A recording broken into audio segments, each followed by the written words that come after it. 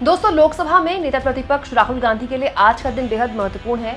उत्तर प्रदेश की सुल्तानपुर में MP MLA court में आज वो पेश हुए। किस मामले में उनकी पेश हुई और कैसे राहुल गांधी को मिल गया है नया और बेहद बड़ा बंगला, सब कुछ मैं आपको तफसील से बताने वाली हूँ। लेकिन सबसे पहले मैं चाहती हूँ दोस्तों, आप इन तस्वीरों को देखिए।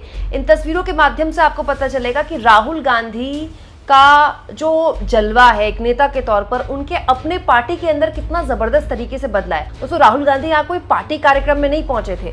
सुल्तानपुर में एमपी एमएलए कोर्ट में उन्हें पेश होना था। ये पूरा का पूरा मामला अमित शाह पर की गई एक टिप्पणी के खिलाफ था। उन पर मानहानि का केस चल रहा है। 2018 में उन पर ये केस दर्ज किया गया था। दोस्तों, राहुल गांधी के खिलाफ उस समय के सुल्तानपुर के भाजपा जिला उपाध्यक्ष विजय मिश्रा ने केस दर्ज करवाया था। उसी को लेकर आज राहुल गांधी कोर्ट में आए। लेकिन इस बीच आप देखिए, कोर्ट के बाहर राहुल गांधी पर फूल बरसाए जा रहे हैं। राहुल गांधी का स्वागत हो रहा है और स्वागत भी क्या, ऐसा लग रहा है जैसे कोर्ट ना हो गई, कोई इनका पार्टी का कार्यक्रम हो गया। ये अमूमन इस तरह की तस्वीरें राहुल गांधी की, क्योंकि राहुल गांधी की हाल के सालों में कोर्ट की पेशियां काफी हुई हैं, अलग अलग राज्यों में उन पर कई केसेस चल रहे हैं, लेकिन इस तरह की तस्वीर कम देखने को मिलती है। इसमें भी सबसे दिलचस्प तस्वीर बाबा साहब अम्बेडकर की फोटो।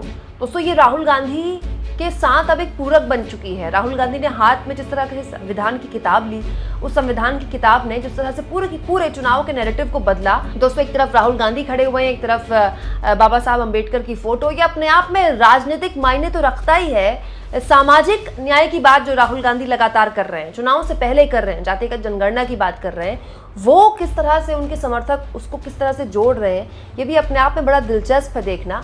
हालांकि राहुल गांधी आज कोर्ट में पेश होते हैं तो क्या इस पूरे के पूरे मामले में निकल कर आता है, सबकी निगाहें होंगी। लेकिन इस बीच मैं चाहती हूँ कि एयरपोर्ट की तस्वीरें भी आप देखें। जब राहुल गांधी जब सुल्तानपुर पहुंचने से पहले लखनऊ एयरपोर्ट पहुंचे, दिल्ली से लखनऊ एयरपोर्ट आए होंगे वो, तो एयरपोर्ट में भी उनका जबरदस्त स्वागत हुआ। काफी भीड़ वहां पर थी।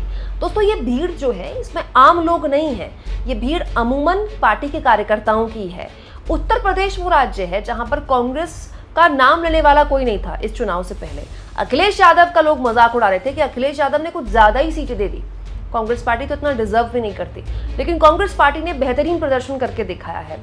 न केवल इस लोकसभा चुनाव में कांग्रेस पार्टी ने अपनी सीटें बढ़ाई, बल्कि अमेठी और रायबरेली जो गढ़ कांग्रेस पार्टी का था, उसने वापस उसे हासिल किया स्मृति ईरानी की शर्मनाक हार के साथ। इसके अलावा दोस्तों, राहुल गांधी और अखिलेश यादव का साथ चलना, राहुल गांधी और अखिलेश यादव का रैलियों को संबोधित करना, उत्तर प्रदेश में कांग्रेस की जमीन किस तरह से मजबूत कर रहा है, कार्यकर्ताओं के बीच किस तरह का उत्साह है, आप इन दो तस्वीरों के जरिए देख सकते हैं। एयरपोर्ट पर राहुल गांधी का स्वागत हो रहा है तो कार्यकर्ता एकदम उनको देखकर झूम रहे हैं। ये एक नए तरीके की ऊर्जा है जो राहुल गांधी एक पैदा करने की कोशिश कर रहे हैं कांग्रेस पार्टी के अंदर। लोग तो अब ये भी कहते हैं कि राहुल गांधी कांग्रेस के अंदर अपनी कांग्रेस बना रहे हैं, जिसमें जब वो कांग्रेस के अध्यक्ष थे तब वो काम नहीं कर पाए, लेकिन अब वो काम कर रहे हैं। और ये दोस्तों, ये बिल्कुल सही बात है कि हमारे देश में चाहे कोई भी देश हो, जो पार्टी होती है उसका संगठन बहुत महत्वपूर्ण होता है। कोई भी पार्टी होती है, उसके संगठन जितना मजबूत होगा, पार्टी के सत्ता में आने के चांसेस उतने ही प्रबल होते हैं। लेकिन इसको भी हमें स्वीकार करना होगा कि हमारे देश में जो राजनीति है ना, वो व्यक्ति प्रधान है।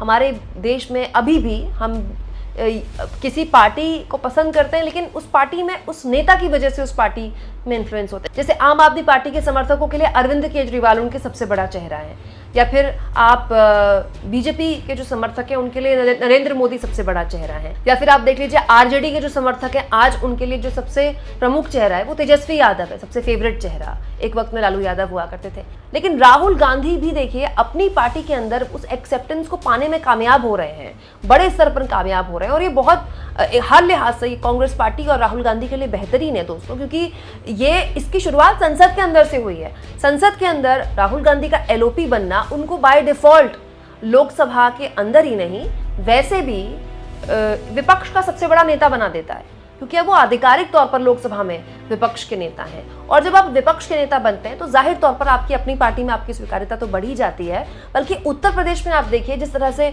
हाल के सालों में बीएसपी हाशिए पर गई, और आने वाला 27 का जो विधानसभा चुनाव है, अगर उस समय उस वक्त भी बीएसपी का स्थिति यही रहती है तो बहुत संभावनाएं हैं कि वो समर्थक जो अपने आप को बीजेपी के पास नहीं पा पाते, बीजेपी के करीब नहीं पा पाते, उनका ठिकाना कहाँ होगा?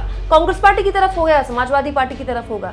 तो ये जो उभार है राहुल गांधी का हिंदी पट्टी में, रायबरेली से उनका सांसद बनना, अमेठी एक बार फिर से कांग्रेस पार्टी का जीतना, और राहुल गांधी का उत्तर प्रदेश में कार्यकर्ताओं के बीच इस तरह से स्वागत, अपने आप में बहुत सी बातें कहता है दोस्तों, बहुत सी उम्मीदें राहुल गांधी के लिए भी पैदा करता है, उनके पार्टी के लिए भी पैदा करता है, उनके कार्यकर्ताओं के लिए भी पैदा करता है।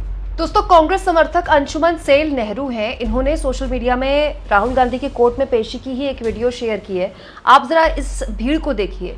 इनका ये दावा है कि करीब 7,000 कांग्रेस के सपोर्टर, कांग्रेस के समर्थक कोर्ट के परिसर में मौजूद थे जब राहुल गांधी का स्वागत हो रहा था। हालांकि इस तरह का दावा करना तो थोड़ा जल्दबाजी होगी, लेकिन मैं चाहती हूँ कि आप इस वीडियो को जरूर देखें, क्योंकि इस वीडियो में आप देखिए राहुल गांधी के इर्द गिर्द भीड़ का हुजूम इतना ज्यादा था कि पुलिस को देखिए इस तरह से उनको प्रोटेक्ट करना पड़ गया। उनके साथ उनकी जाहिर तौर पर सुरक्षा तो थी ही, और लगातार लोग वहाँ पर मौजूद थे और फूलों की बरसात उन पर हो रही थी, और कुछ इस तरह से पुलिस पूरी प्रोटेक्शन के साथ उनको उसके बाद कोर्ट परिसर के अंदर दाखिल करने के लिए ले जाती है। तो ये एक तस्वीर है जो बताती है कि कोर्ट में कोई बिना पार्टी के कार्यक्रम के राहुल गांधी की केवल मौजूदगी जब लोगों को पता चलती है तो इस कदर उनके स्वागत के लिए कोर्ट में लोग जुट जाते हैं। दैनिक भास्कर की इस रिपोर्ट के मुताबिक राहुल गांधी ने मामले में जज के सामने कहा कि वो निर्दोष है और उनके खिलाफ राजनीतिक साजिश की गई है। 16 मिनट रुकने के बाद राहुल गांधी यहाँ से निकल गए। दोस्तों, इस बीच किस मामले को लेकर राहुल गांधी की पेशी हो रही है वो भी मैं आपको बता देती हूँ। साल 2018 में कर्नाटक में जब चुनाव थे तो राहुल गांधी पर आरोप लगाया गया था बीजेपी के जिला उपाध्यक्ष विजय मिश्रा द्वारा कि उन्होंने, राहुल गांधी ने गृह मंत्री अमित शाह के खिलाफ विवादित और आपत्तिजनक बयान दिया है, और कर्नाटक में जो राहुल गांधी ने बयान दिया था उसे लेकर शिकायत सुल्तानपुर में की गई। सुल्तानपुर भाजपा नेता विजय मिश्रा ने पुलिस से शिकायत की। इसके अलावा दोस्तों, बीजेपी के नेता ने राहुल के खिलाफ मानहानि का केस दर्ज करवाया, और इसी मामले में एमपी एमएलए कोर्ट में राहुल गांधी की पेशी हुई, जिसको लेकर जब वो कोर्ट पहुंचे तो इस तरह से उनका स्वागत हुआ। कार्यकर्ता फूल बरसा रहे थे उन पर, और कुछ इस तरह से वो अंदर दाखिल हुए, और जाहिर तौर पर कार्यकर्ताओं के जोश को एक अलग तरह से देखा जा सकता है, समझा जा सकता है।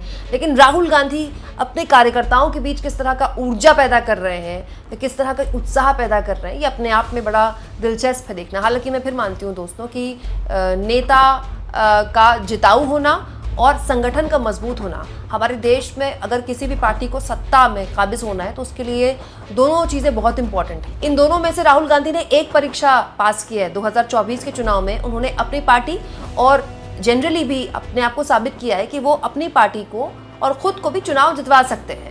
लेकिन अब दूसरी परीक्षा इंपॉर्टेंट है। मुझे लगता है कि राहुल गांधी की जिस तरह से एक्सेप्टेंस बढ़ रही है, अब कांग्रेस पार्टी के लिए चुनौती है कि वो अपने संगठन पर भी काम करे, क्योंकि सिर्फ नेता से आप पार्टी को मजबूती नहीं दे सकते। उत्तर प्रदेश, गुजरात, ये वो राज्य हैं दोस्तों जहां पर लंबे वक्त से कांग्रेस पार्टी वनवास में है, और अब तो मध्य प्रदेश भी उन राज्यों में गिना जाने लगा है। तो ये लोग ये भी कह रहे हैं कि मध्य प्रदेश नया गुजरात बन गया है, जहां पर बीजेपी को हटाना बहुत बड़ी चुनौती हो जाएगा कांग्रेस पार्टी के लिए। और उत्तर प्रदेश में तो समाजवादी पार्टी के साथ गठबंधन करके कांग्रेस पार्टी को सपोर्ट मिल सकता है, लेकिन मध्य प्रदेश और गुजरात ये दो राज्य हैं जहां पर हमेशा उसकी सीधी लड़ाई सीधा बीजेपी से होती है। और सीधी लड़ाई में अगर ऐसे दो बड़े राज्यों में बीजेपी से अब तक नहीं जीत पा रही है कांग्रेस, तो उसको न केवल अपने संगठन में काम करना होगा, बल्कि एक नेता के तौर पर राहुल गांधी की जिम्मेदारी भी अब डबल हो जाती है।